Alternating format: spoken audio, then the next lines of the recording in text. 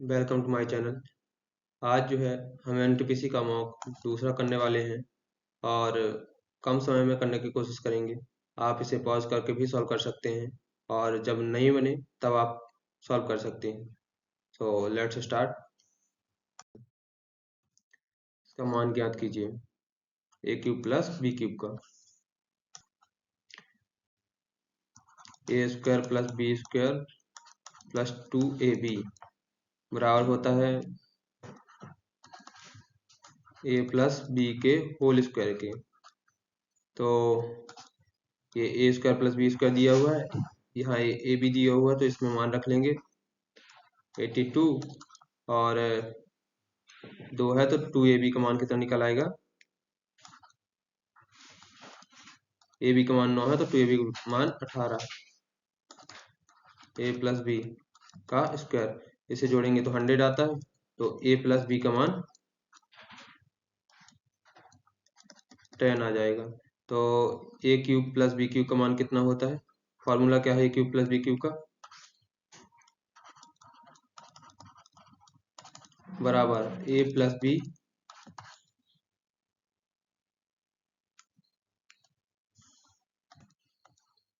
a plus B का whole cube -3 a into B कोष्टक a plus B. तो इसका मान रख देंगे, ए प्लस बी 10 निकला तो इसका क्यूब करेंगे तो आ जाएगा 1000 -3 ए इंटू बी का मान है 9 और ए प्लस बी का मान 10 है।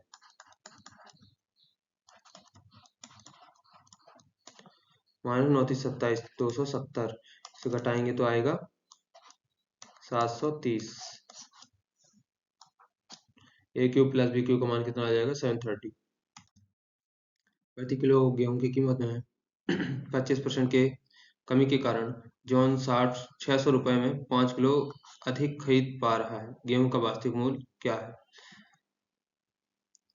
25% की कमी मतलब रेशियो में कितनी है, पहले 4 रेशियो था, कीमत अब जो है 3 रेशियो है। तो जो कीमत का रेशियो उनकी खरीद के क्वांटिटी के अनुपात का अपोजिट होगा। तो पहले 3 रेशियो खरीदता रहा होगा, अब 4 रेशियो खरीदता है, तो अब जो है 5 किलो अधिक खरीदता है और रेशियो में एक एक रेशियो अधिक खरीदता है। एक रेशियो की वैल्यू कितनी दी है, 5 किलो। तो पहले कितना खरीदता था, 3 रेशियो, तो 3 रेशियो की वैल्यू आ जाएगी 15। और जो है 3 रेशियो खरीदने के लिए वह पहले 600 रुपये पे करता था।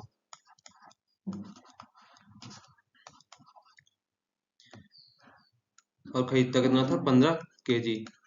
तो डिवाइड कर लेंगे, 15 चौको 60, 40 रुपये जो है प्रति किलोग्राम पहले खरीदता था।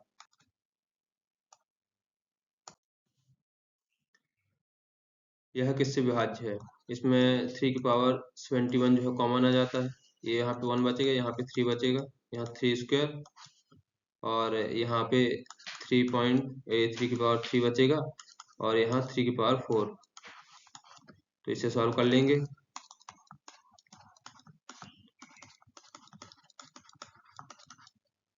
ये 3 की पावर 3 जो है 27 होता है, 3 की पावर 4 81 होता है। इसे जोड़ लेंगे, 1 3 4 4 9 13 13 27 40 और 40 और 81 181 121 सॉरी 121। तो जो है 3 की पावर 71 और इंटू 121 है, तो यह किससे डिवाइड हो जाएगा, 11 से। वह छोटी से छोटी संख्या जिसे 4707 में जोड़ा जाना चाहिए ताकि वह 4 5 6 और 8 से पूर्णतः विभाजित हो जाए। तो इन तीनों का एलसीएम क्या निकल आएगा,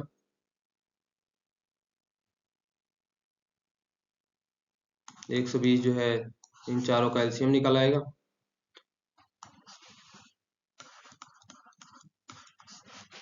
120 से डिवाइड करके देखेंगे,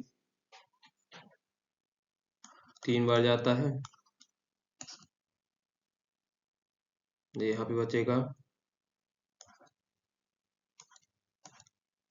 11 और फिर से अब 120 से डिवाइड करेंगे तो कितना बचेगा, 9 बार जाएगा,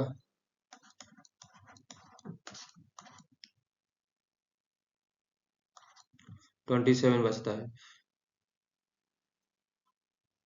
120 और 27 का अंतर जो है इस संख्या में जोड़ेंगे, तब वह संख्या जो है 4, 5, 6 और 8 से विभाजित होगी। तो इन दोनों का अंतर निकालेंगे, 93। तो 93 जो है ऐड करने पर 4707 जो है इससे विभाजित होगा।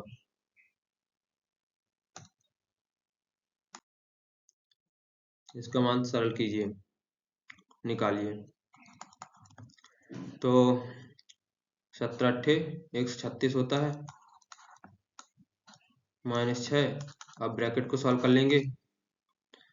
27 - 3 24 आ जाएगा, और इस ब्रैकेट को जो है 6 से डिवाइड करना है, -4।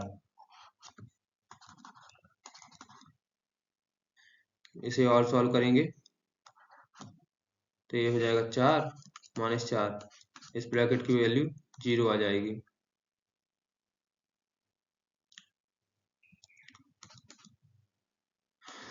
जीरो आ जाएगी, तो इसे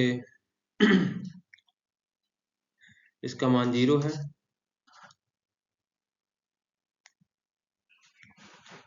तो इसे घटा लेंगे, 136 - 6 130। 130 आंसर निकल आया। ABCD का औसत वजन 56 किलोग्राम है। यदि ABC का औसत वजन 52 किलोग्राम है तो C और D का औसत वजन क्या होगा। ABCD के कुल वजन का योग क्या होगा। 56 चौको 4 लोग हैं तो 4 का मल्टीप्लाई हो जाएगा, 224। और A, B और C के वजन का योग कितना हो जाएगा, 156। और C और D के वजन का योग 96।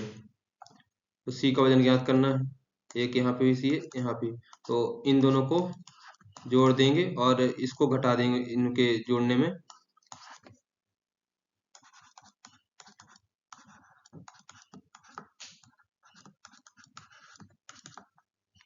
इसे जोड़ेंगे कितना आएगा, 6 से 12 की आई 2 हासिल 1, और 15 9 24 1 25। इसको घटा देंगे इसमें,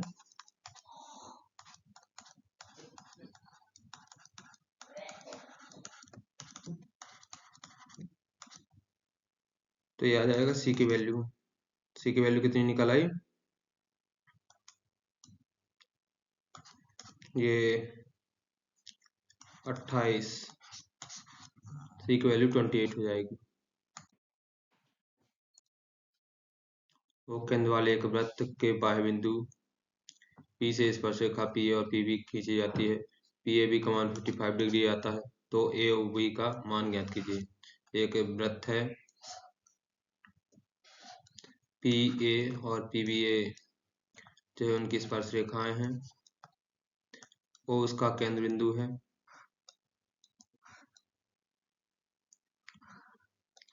PA और B ये वाला एंगल जो है 55 डिग्री दिया हुआ है। हम जानते हैं कि स्पर्श रेखा जो है सेंटर में 90 डिग्री का कोण बनाती है, मतलब ये वाला कोण 90 डिग्री होता है। तो इतना एंगल कितना हो जाएगा, ये हो जाएगा 90 - 55। इसकी वैल्यू आ जाएगी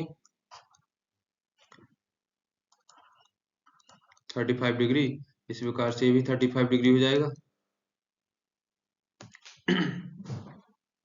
ये भी 35 डिग्री हो जाएगा, तो इसका मान कितना निकल आएगा, 35 डिग्री ये हो जाएगा, 35 डिग्री ये। तो टोटल जो है त्रिभुज के तीनों कोणों का मान 180 होता है। तो 70 डिग्री घटा देंगे दोनों कोणों का योग, तो ये आ जाएगा 110 डिग्री। AOB ये वाला जो कोण है 110 डिग्री हो जाएगा। एक समकोण त्रिभुज का परिमाप 60 सेंटीमीटर है और इसका कर्ण 26 सेंटीमीटर है, तो त्रिभुज का क्षेत्रफल ज्ञात कीजिए। यदि परिमाप 60 है और विकर्ण 26 है, तो यह जो है कौन से ट्रिपलेट का सेटिस्फाई कर रहा है?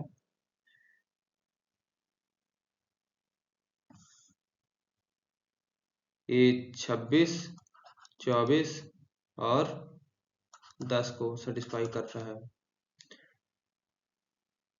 विकर्ण 26 होगी तो लंब और आधार 24 और 10 हो जाएंगे, तो इसका एरिया निकाल लेंगे। तो इसका एरिया है 1/2 इंटू लंब इंटू आधार।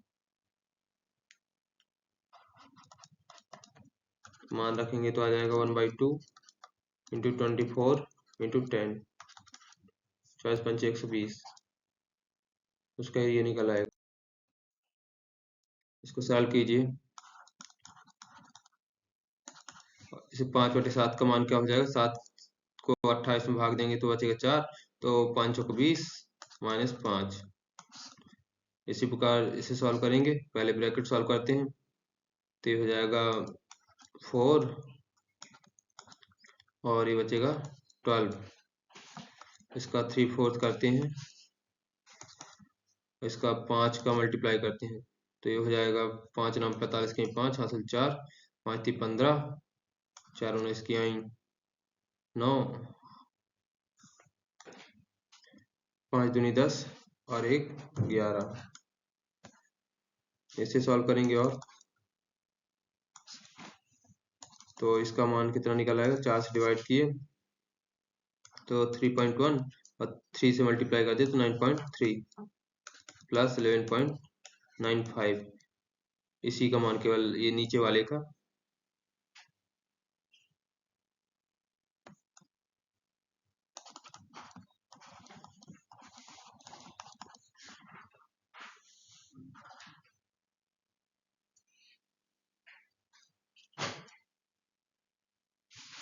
+20 -5, तो इसे जोड़ेंगे 15, 15 6 21, 21.25 आता है ऊपर जोड़ने में, और नीचे कितना आएगा? नीचे भी जोड़ने में 21.95 आता है इसको जोड़ने में। तो ये ऊपर का मान हो गया, ये नीचे का हो गया, तो इसका मान 1 आ जाएगा।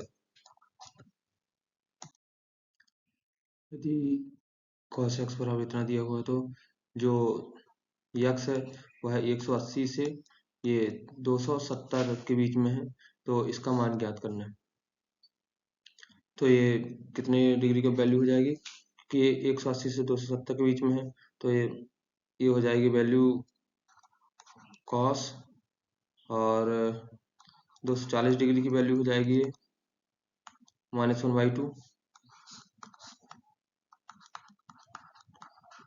तो इसमें 240 डिग्री पुट कर देंगे।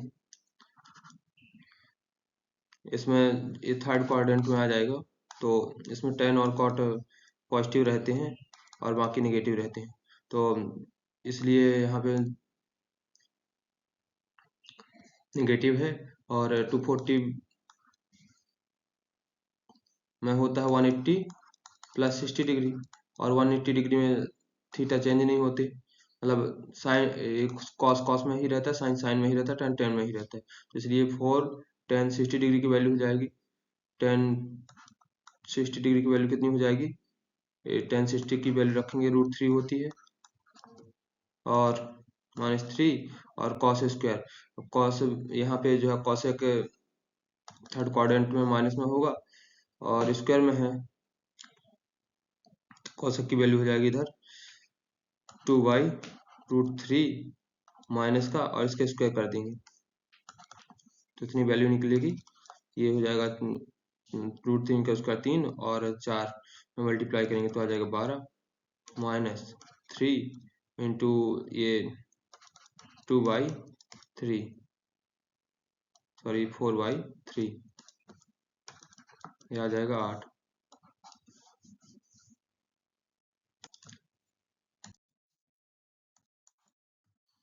472 से विभाज्य 5 अंकों वाली सबसे छोटी संख्या ज्ञात कीजिए। सबसे छोटी संख्या क्या है? 10,000। तो इसे 472 से भाग दे करके देखेंगे। 472 दूनी आता है 944, इसे घटाएंगे, 10 में से 4 जाएंगे 6, और 10 में से 5, यहाँ 0, और एक बार 78 से जाएगा, ये बचेगा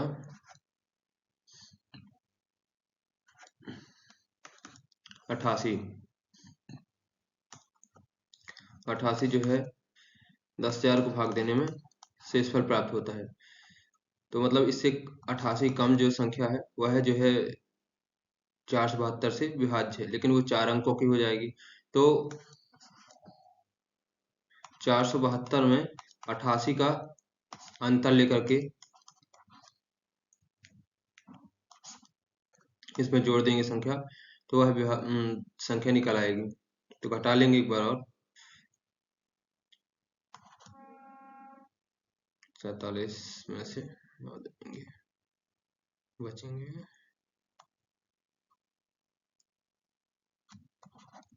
384। तो इसमें 384 जोड़ देंगे, जो संख्या प्राप्त होगी वही जो है डिवाइड होगी 472 से, तो ये निकल आएगा 10,384। यह संख्या जो है इससे डिवाइड है। ये अकेला एक काम को 10 दिनों में करता है, और बी अकेला उसी काम को जो है 15 दिनों में करता है। ए बी 48 रुपए के काम के लिए काम करते हैं, और सी की सहायता से वह 5 दिनों में पूरा कर लेते हैं। तो सी कितनी राशि का भुगतान करेगा? ए 10 दिन में काम करता है, बी 15 दिन में, और जब ए प्लस बी प्लस सी तीनों काम करते हैं तो वह 5 दिन में काम कंप्लीट कर लेते हैं। इन तीनों का एलसीएम क्या आएगा? 30। तो ए जो काम करता है कितने यूनिट पर डे काम करता है? 3 यूनिट, और जो बी काम करता है 2 यूनिट। जब तीनों मिलकर के काम करते हैं तो 6 यूनिट। तो जो इससे सी का कितने यूनिट काम करता होगा सी पर डे? सी काम करता होगा, सी की कार्य क्षमता 1 होगी। तो सी के लिए कितनी राशि का भुगतान करेंगे? सबके लिए 6 है, तो अकेले सी के लिए 1 है, तो 1/6 राशि का भुगतान करना पड़ेगा इनकी कार्य क्षमताओं के अनुसार। तो 1/6 4800 का कितना होगा? 800। 800 रुपए का भुगतान करना पड़ेगा उनको सी के लिए। एक समचतुर्भुज का क्षेत्रफल ज्ञात कीजिए। इसकी भुजा 10 सेंटीमीटर और सबसे लंबा विकर्ण 16 सेंटीमीटर है। समचतुर्भुज में जो होता है, ये विकर्णों को मल्टीप्लाई करके उसका एरिया निकाला जाता है, और जो समचतुर्भुज होता है यहाँ पे 90 डिग्री का एंगल बनाता है। तो उसकी भुजा जो है 10 दी हुई है, और एक जो लंबा वाला विकर्ण है, ये लंबा वाला विकर्ण मान लिए, तो लंबा वाला विकर्ण 16 दिया हुआ है, तो आधा विकर्ण हो जाएगा 8, और इस विकर्ण की लंबाई ज्ञात करनी है। तो पाइथागोरस प्रमेय से इस विकर्ण की लंबाई निकल आएगी 6, और इधर भी 6 हो जाएगा, मतलब दुगुना हो जाएगा। तो दूसरा विकर्ण जो निकलेगा वो 12 सेंटीमीटर निकलेगा, और पहला 16 सेंटीमीटर दिया है, तो हम निकाल लेंगे। समचतुर्भुज का एरिया होता है 1/2 d1 इंटू d2, 1/2, और ये 12 इंटू 16, ये हो जाएगा 12×8 = 96 सेंटीमीटर स्क्वायर जो है समचतुर्भुज का एरिया निकल आएगा। एक निश्चित राशि पर 11% प्रति वर्ष की दर से चक्रवृद्धि ब्याज 2 वर्षों के लिए 4642 रुपए है। समान दर और समान अवधि के लिए इसका साधारण ब्याज ज्ञात कीजिए। इसे हम ऑप्शन से करने की कोशिश करेंगे। जो 2 वर्षों में CI जो है दिया हुआ है 4642, तो यदि हम ऑप्शन 1 लेते हैं, ये तो 2 वर्षों का साधारण ब्याज कितना हो जाएगा? 4400। यदि 4400 2 वर्षों का मानते हैं, तो एक वर्ष का साधारण ब्याज रहा होगा 2200, और दूसरे वर्ष में इस 2200 का भी जो है 11% ब्याज लगती है। इसका 11% कितना होता है? 242। तो जो ये उसकी टोटल ब्याज हो जाएगी, ये आता है 4642। यदि हमको दूसरे ऑप्शन भी चेक करना है, हम चेक कर सकते हैं, वो उपयुक्त नहीं होंगे।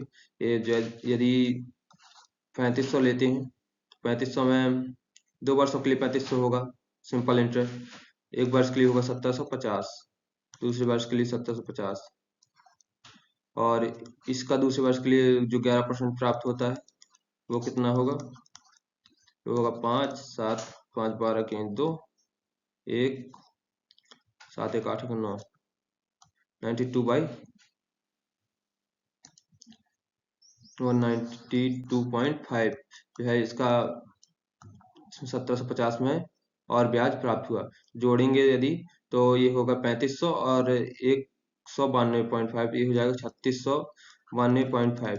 तो आंसर इससे नहीं आ रहा, इससे आ रहा है। और इसी प्रकार से जो अगर हमको और ऑप्शन भी चेक करने हो तो हम कर सकते हैं। A B C D E F का माध्य जो है 36 है और बी डी ई एफ का माध्य 28 है, तो ए सी ई का माध्य ज्ञात कीजिए। इन दोनों के माध्यों का औसत जो है इसके बराबर होगा। बी डी और एफ का जो माध्य दिया हुआ है इसका माध्य प्लस, और ए सी ई के माध्य का योग जो होगा, योग मतलब औसत जो होगा, ये किसके बराबर होगा, ए बी सी डी के माध्य के बराबर होगा। तो निकाल लेंगे हम। इसका जो है टोटल पूरे 6 का जो माध्य दिया हुआ है 36 दिया हुआ है, और बी डी एफ ये जो दिया हुआ है बी डी एफ का माध्य जो है 28 दिया हुआ है, और ए सी और ई का माध्य ज्ञात करना है। तो ये 2 उस साइड चला जाएगा, ये हो जाएगा 72, ये 28 इस साइड आएगा, तो ये ए सी ई का माध्य निकल आएगा। 28 घटाएंगे आएगा 44, तो जो है ए सी और ई का माध्य कितना होगा, 44 होगा। एक चुनाव में 2 उम्मीदवारों के लिए डाले गए वोट 2:9 के अनुपात में थे। यदि विजयी उम्मीदवार जो है इतने वोट प्राप्त करता है तो कुल मतदाताओं की संख्या ज्ञात कीजिए जिन्हें जितने वोट मतलब डाले गए।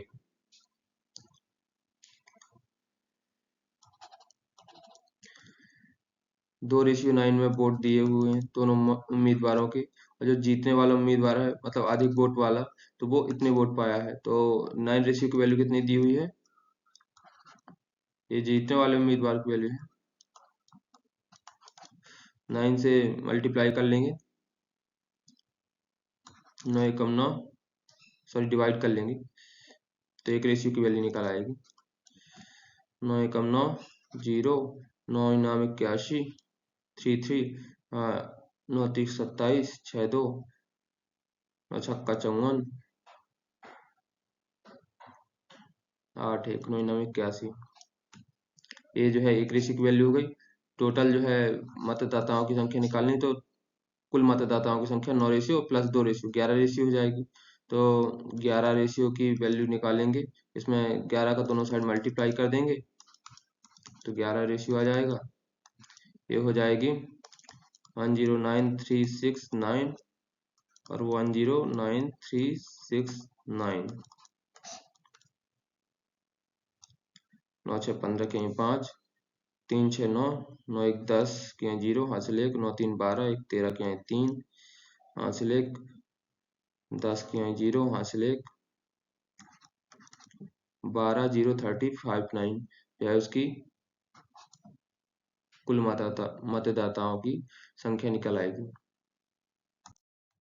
एक आयत की लंबाई एक वृत्त की त्रिज्या का 3/5 है और एक वृत्त की त्रिज्या एक वर्ग की भुजा के बराबर, इसका क्षेत्रफल 4900 मीटर स्क्वायर है। आयत का क्षेत्रफल कितना है यदि इसकी चौड़ाई 20 मीटर है। तो पहले हमको यदि हमको आयत का क्षेत्रफल ज्ञात करना है तो चौड़ाई दी हुई है, आयत की लंबाई हमको ज्ञात करनी पड़ेगी। इसमें वृत्त की त्रिज्या कितनी दी हुई है? एक भुजा, वर्ग की भुजा के बराबर वृत्त की त्रिज्या। तो वृत्त की त्रिज्या निकल आएगी, एक भुजा के बराबर, तो वर्ग की भुजा के बराबर, और वर्ग की भुजा कितनी निकलेगी? वृत्त की भुजा का स्क्वायर जो है दिया हुआ 4900, तो ये ए की वैल्यू निकल आएगी 70, तो वृत्त की त्रिज्या निकल आएगी 70। वृत्त की त्रिज्या 70 हो जाएगी। और जो है वृत्त की त्रिज्या का 3/5 जो है आयत की लंबाई है, तो 70 इंटू 3/5, ये आयत की लंबाई निकल आएगी। ये हो जाएगा 14, 14 थी 42, 42 जो है उसका आयत की लंबाई निकल आई। आयत का क्षेत्रफल बराबर क्या होता है? लंबाई इंटू चौड़ाई, तो 42 लंबाई हो जाएगी और चौड़ाई 20 मीटर दी हुई है, तो ये हो जाएगा 840 मीटर स्क्वायर। एक वर्ग की भुजा में लंबाई 10% की वृद्धि होती है, तब इसके क्षेत्रफल में कितने % की वृद्धि होगी? माना पहले लंबाई इसकी 10 थी, 10% की वृद्धि हुई, तो अब ये 11 हो जाएगी। जो वर्ग का एरिया होता है एक स्क्वायर, पहले भुजा 10 मानी थी तो इसका एरिया 100 रहा होगा, अब 10% की वृद्धि हो गई तो ये एरिया 121 हो गया। तो कितने % बढ़ गया 100 में? 21% की वृद्धि हो गई, क्योंकि ये पहले वाला एरिया है और ये 10% वृद्धि वाला एरिया है। तो धनात्मक संख्याओं के वर्गों का योग इतना दिया हुआ है। एक संख्या का वर्गमूल 7 है, तो दूसरी संख्या ज्ञात कीजिए। एक संख्या का वर्गमूल जो है 7 दिया हुआ है, तो वह संख्या क्या होगी? संख्या को a माना हमने, तो संख्या हो जाएगी 49, और जो है उनके वर्गों का योग दिया हुआ है, तो a का स्क्वायर कितना हो जाएगा? ये 2401 होता है 49 का स्क्वायर। और बोल रहा है कि दोनों संख्याओं के वर्गों का योग दिया हुआ है ये,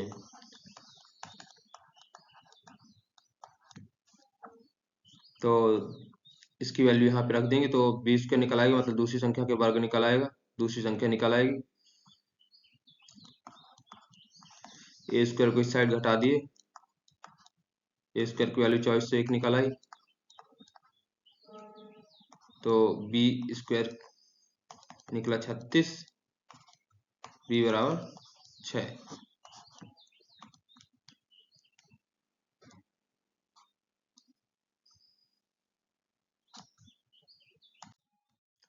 रमेश शर्मा ने 3 वर्षों के लिए 5% प्रति वर्ष की दर से साधारण ब्याज पर 8,000 रुपये उधार लिए। वह इससे मनोहर को 3 वर्षों के लिए 7% प्रति वर्ष की ब्याज दर पर उधार देता है, तो उसका लाभ ज्ञात कीजिए। वह कितनी ब्याज दर देता है?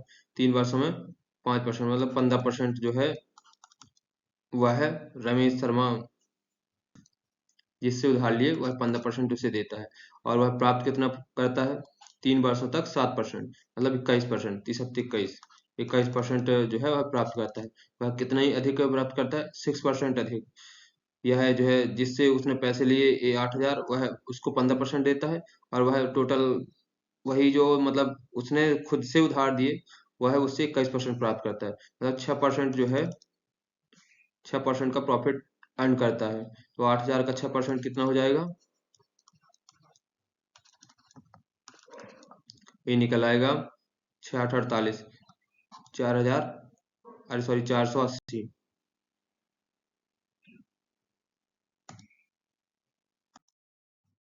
एक ट्रेन एक समान गति से 400 किलोमीटर की दूरी तय करती है। यदि गति 10 किलोमीटर पर आवर अधिक होती तो वह उसी यात्री उसी यात्रा में 2 घंटे कम लेती। ट्रेन की गति ज्ञात कीजिए।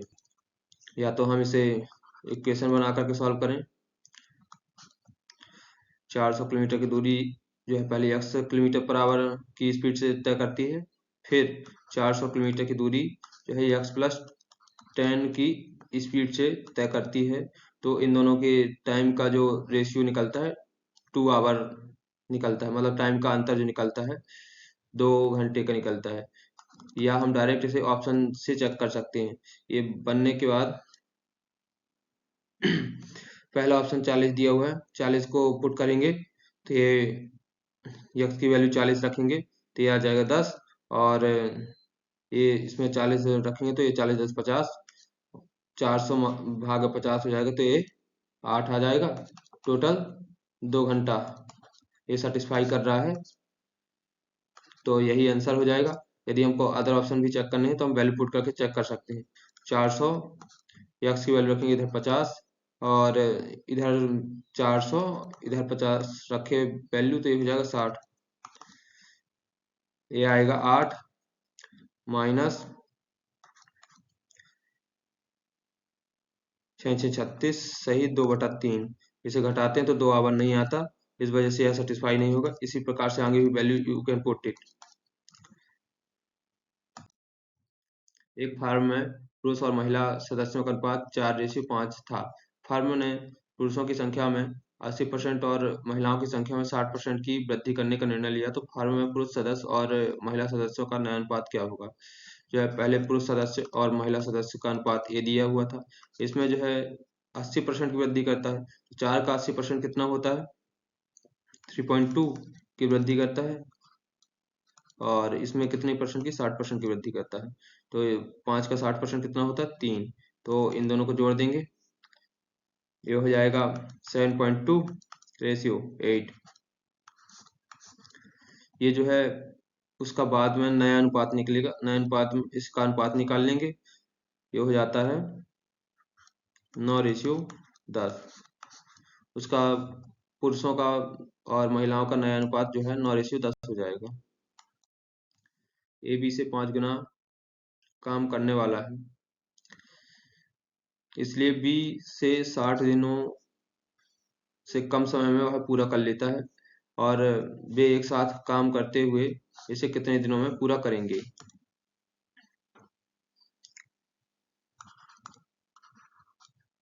ए बी से 5 गुना काम करता है, तो ए जो है 5 काम करता है और बी जो है 1 काम करता है, तो ये कार्य क्षमता का रेशियो है। तो टाइम का रेशियो क्या हो जाएगा 1:5 हो जाएगा, जस्ट अपोजिट। तो उनके टाइम का अंतर कितना दिया हुआ है, ये यहाँ पे रेशियो में कहा जाए तो 4 रेशियो है, और 4 रेशियो की वैल्यू 60 दी हुई है, तो 4 रेशियो की वैल्यू 60, एक रेशियो की वैल्यू आ जाएगा 15 यहाँ से। तो टोटल टाइम जो है बी को कितना लगता है, बी को लगेगा 5 यूनिट का टाइम कितना हो जाएगा 15 ×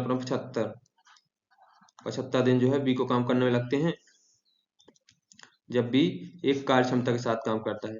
अब जो है वह दोनों लोग साथ काम करते हैं, बी की कार्य क्षमता 1 है और ए की कार्य क्षमता 5 है, 5 1 6, 6 कार्य क्षमता के साथ जब काम करते हैं तो वह है 12 × 72, 12 सही 1/2 दिन में काम कंप्लीट कर लेंगे जब दोनों लोग साथ में काम करते हैं।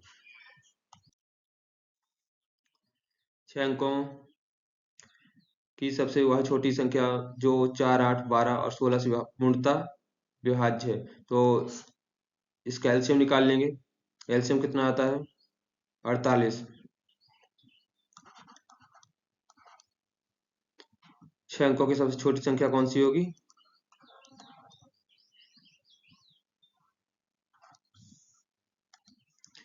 हम इससे यह देख सकते हैं कि यह या तो 48 प्लस या 48 माइनस तक की रेंज में इस 6 संख्या के होगा जो हमारा आंसर होगा। तो उसके अंतर में केवल एक ही आंसर दिया हुआ है 6 संख्याओं के, मतलब इससे जो ये दी हुई वैल्यू, इसमें या तो 48 कम होगा या तो 48 ज्यादा होगा, क्योंकि 48 का डिवाइड करके हमको जो है पूर्णतः विभाज्य संख्या निकालनी है। तो 10,000 के सबसे नजदीक ये जो है 32 दी हुई है, तो अगर ऑप्शन और क्लोज होते तो हम पूरा सॉल्व करके निकालना पड़ता हमको। इसका मान ज्ञात कीजिए। जो 2116 लिखा हुआ है ये 46 का स्क्वायर है। 48 भागे एक्स, तो एक्स का मान ज्ञात करना है। तो ये यहाँ से 46 निकलेगा, यहाँ बचेगा 48 अपॉन एक्स और 92।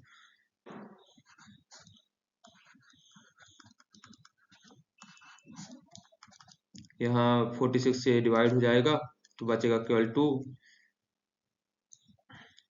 ये वाला जो है रूट को हटाएंगे यहाँ से, तो इधर इसका स्क्वायर हो जाएगा। इस साइड का रूट हटेगा जितने बार, तो इस साइड उतने बार स्क्वायर होगा। तो एक बार रूट हटाए तो इस साइड स्क्वायर हो गया, और एक बार और दोबारा रूट हटाएंगे तो ये जो है इसका भी स्क्वायर हो जाएगा। तो 48 अपॉन एक्स बराबर ये हो जाएगा 4, 2 की पावर 2 का 4, और फिर इसको स्क्वायर और सॉल्व करेंगे तो ये हो जाएगा 16। 48 अपॉन एक्स बराबर 16, तो एक्स बराबर 3 आ जाएगा।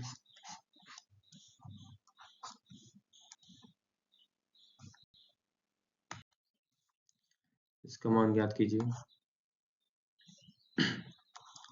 एक्स की पावर 4, ये लिखा हुआ है 1/x की पावर 4। दोनों साइड 2 ऐड करेंगे तो ये हो जाएगा 1156। और ये स्क्वायर किसका है? X square plus 1/x square का स्क्वायर दिया हुआ है। ये किसका स्क्वायर दिया हुआ है? 34 का स्क्वायर दिया हुआ है। तो x square plus 1/x square बराबर 34 आ जाएगा। दोनों साइड फिर से 2 ऐड करेंगे तो ये हो जाएगा एक्स प्लस 1/x का स्क्वायर, और ये 34 2 36 हो जाएगा। 36 6 का स्क्वायर है, तो एक्स प्लस 1/x बराबर 6 आ जाएगा। 400 और 600 के बीच उन संख्याओं का योग ज्ञात कीजिए जो 6, 12 और 16 से विभाजित करने पर कोई शेषफल नहीं रहता।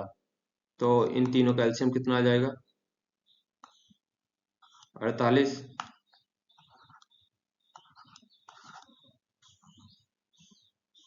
तो जो 400 से 600 के बीच में संख्याएं आएंगी, पहली संख्या आएगी डिवाइड करने के बाद हम निकालेंगे। तो ये जो निकलती है संख्या 400 से प्लस में कौन सी संख्या 48 से विभाजित है? 432 विभाजित है, और 432 में 48 जोड़ेंगे तो आएगा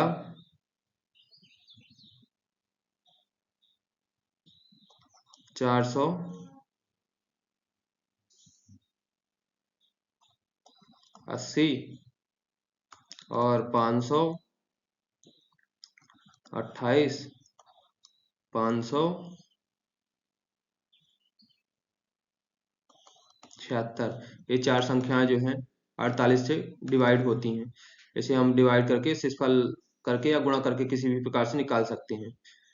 और फिर हम इनको जोड़ देंगे चारों संख्याओं को, तो ये हो जाएंगी 4 5 9, 960, और इसे जोड़ेंगे तो ये हो जाएगा 6 8 7, 15 के 5, हासिल 1, 1056। इन दोनों को भी जोड़ेंगे तो आ जाएगा 6, और 6 5 11 के 1, हासिल 1, 2016। जो 400 से 600 के बीच 6, 12 और 16 से विभाज्य संख्याएं हैं, उनका योग जो होगा 2016 होगा। हर एक का अध्ययन कीजिए। ए बी सी अलग अलग शहर हैं। आंकड़े संबंधित वर्ष 2002, 5, 10 और 15 के हैं। में हुई दुर्घटना की संख्या को दर्शाता है। आंकड़ों के आधार पर यह कहा जा सकता है कि किस शहर में दुर्घटना सबसे प्रभावी ढंग से नियंत्रित किए गए। तो हम इसमें देखेंगे तो कौन से में मतलब ए बी सी मतलब किसकी जनसंख्या जो है ईयर बाई ईयर जनसंख्या के दुर्घटनाओं की जो संख्या है कम हो रही है। तो बी की संख्या लगातार कम होती जा रही है। तो बी के दुर्घटनाओं की संख्या तो सबसे प्रभावी ढंग से किसने मैनेज किया होगा? बी ने। इसमें देखिए यहाँ पे बढ़ रहा है, फिर यहाँ बढ़ा है, तो ए के तो बढ़ी ही है और सी की भी बढ़ी है दुर्घटनाओं की संख्या। तो प्रभावी ढंग से किसने मैनेज किया है? बी ने दुर्घटनाओं को। Thanks for watching. So our class has finished. Bye bye and take care.